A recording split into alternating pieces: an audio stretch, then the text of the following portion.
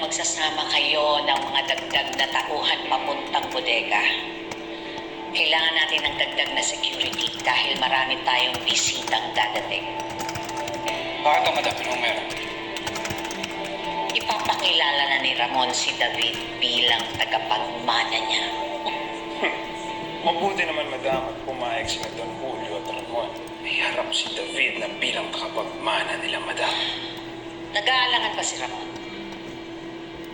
Kaya kinailangan kong kausapin at kapangin ang mga dati naming kasosyo sa negosyo katulad ni Don Mariano para mapilit ni Papa na ipakilala na ni Ramon ang kanyang tagapagmana.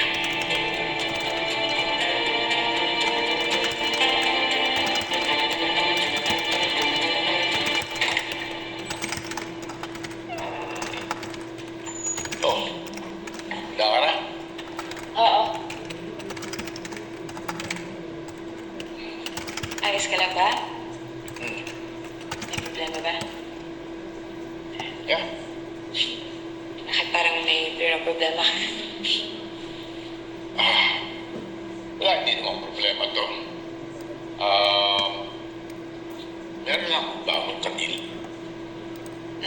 Yung pinag-uusapan niya sa baba. Bakit? Ano meron sa kanya na parang problema niya siya? He seems to be a nice guy. Pati sila papabilib sa kanya. But I cannot completely give in to this person. I have doubts. Something's holding me back, sir.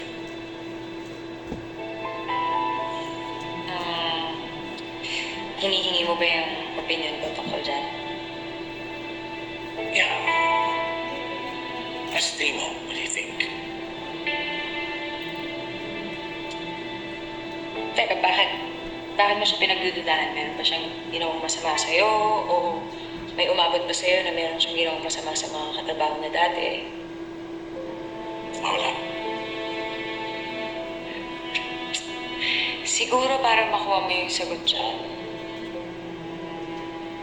Ako, yung opinion ko, bigyan mo siya ng pagkakataon na ipakita sa'yo kung sino talaga siya.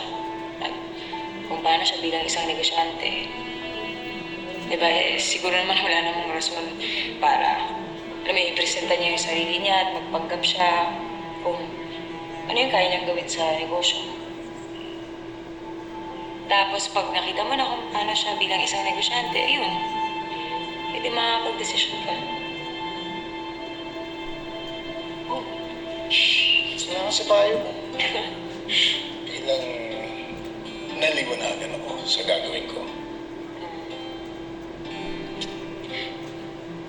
Teka, pero pag tungkol yan sa mga investment o yung mga business na ganyan, wala akong alam dyan na huwag kang makinig sa akin. Oh, baon mo. Bakon talaga. Pag dagdag mo rin doon sa pangayuda ng mga magulang mo. Ang dami mo nang binigay, ha? Okay lang yan. Ano yan? Sige. Salamat. Let's go, let's go.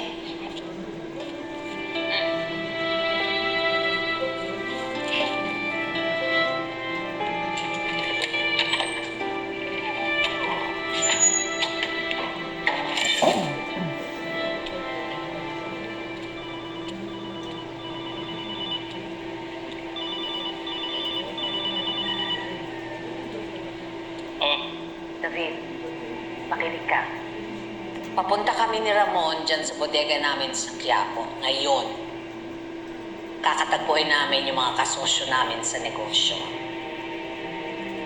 Ngayong araw rin ito, ipapaalam ng mag-ama kung ano ang tunay naming negosyo. Sige, maghahanda ako. David, itong araw rin ito, kailangan makumbinsi mo na si Ramon na ikaw ang tunay niyang anak. Hindi na natin dapat patagalin ito. Lalo lang tayong mahihirapan. Oo na, ako nang bahala. Ngayon ibubuhos ko na ang lahat para makuha ko ng loob at tiwala ng Ramon na yan.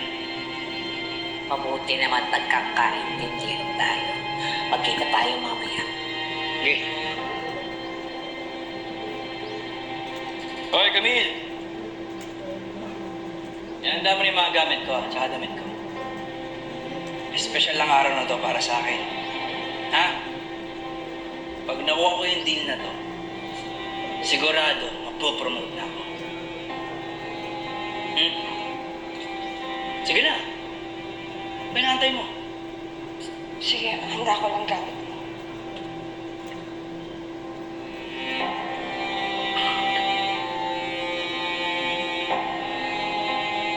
Madam, pagkuhula ko si ni David si Sir Ramon, na siya talaga yung tunay na anak. Tingin ko kailangan na natin patay si Tanggol. Para rin ho, mapagiganti natin ang pagkamatay ni Sir Greg. Huwag mo akong pangunahan. Alam ko kung anong gagawin ko. Kung ngayong araw na ito ipinunla ni Ramon si Tanggol,